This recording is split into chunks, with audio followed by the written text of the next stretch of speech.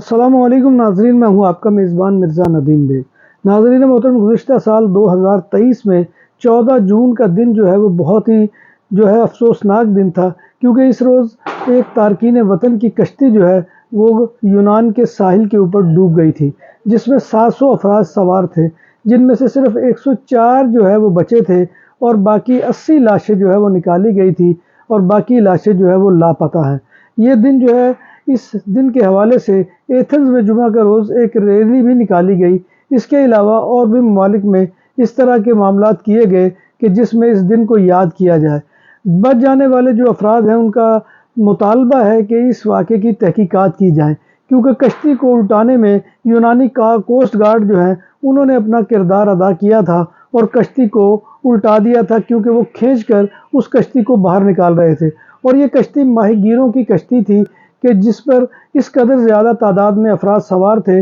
جن کا تعلق سیریا یعنی شام سے اور ایجپٹ یعنی مصر سے اور پاکستان سے تھا۔ تو اس کشتی کے واقعے کے نتیجے میں بہت سے ایسے گھر تھے کہ جو اپنی پیاروں کی وجہ سے اجڑ کر رہ گئے تھے، اور کئی والدین آج بھی اپنے بچوں کی راہ تک رہے ہیں کہ جن کی لاشیں سمندر سے نہیں نکالی جا سکے تھی۔ ناظرین محترم، جو اس واقعے کے بعد جو اعداد و شمار ہے کہ گزشتہ سال 2023 میں بحیرہ روم کو عبور کرتے کی کوشش میں 3155 افراد ہلاک یا لاپتہ ہو گئے تھے۔ بہت بڑی تعداد ہے، یعنی 3155 افراد جو ہے وہ ابھی تک لاپتہ ہیں، اور اس کے علاوہ رواں سال جو اس وقت موجودہ سال ہے اس میں اب تک